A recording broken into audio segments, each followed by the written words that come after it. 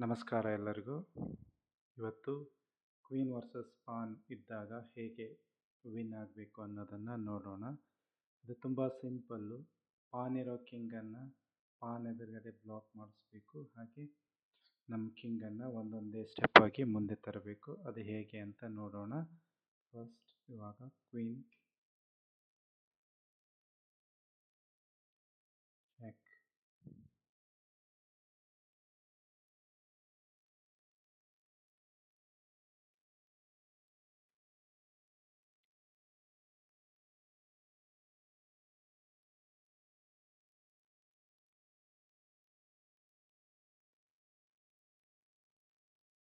ಇವಾಗ ಫೋರ್ಸ್ಫುಲ್ಲಾಗಿ opposition king black king pawn ಎದುರುಗಡೆ ಹೋಗಲೇಬೇಕಾಗುತ್ತೆ. ಈಗ ಒಂದು ಕಿಂಗ್ ಮೂವ್ ಮಾಡೋಣ.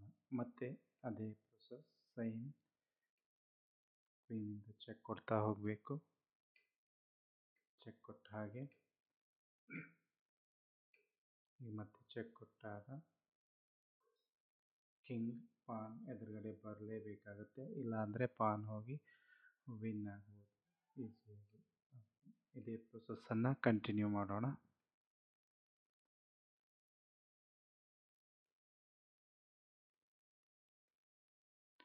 ಮತ್ತೆ ಚೆಕ್ ಕೊಟ್ವಿ. ಈಗ ಇಲ್ಲಿ ಕಿಂಗ್ ಫೋರ್ಸ್ ಆಗಿ ಪಾನ್ ಎದುರುಗಡೆ ಹೋಗಲೇಬೇಕಾಗುತ್ತೆ. ಈಗ ಮತ್ತೆ ಒಂದು ಮೂವ್ ಕಿಂಗಿಂದ ಮಾಡಬೇಕು.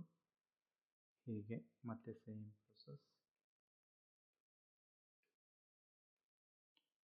ಈಗ ಮತ್ತೆ ಚೆಕ್ ಕೊಟ್ವಿ. ಸೇಮ್ ಅದೇ ಪ್ರೊಸೆಸ್ಸಲ್ಲಿ ಪಾನ್ ಎದುರುಗಡೆ ಬ್ಲಾಕ್ ಆಗುತ್ತೆ. ಮತ್ತೆ ಒಂದು ಕಿಂಗ್ ಮೂವ್ ಮುಂದೆ. ಸೊ ಈಗ ಓಕೆ,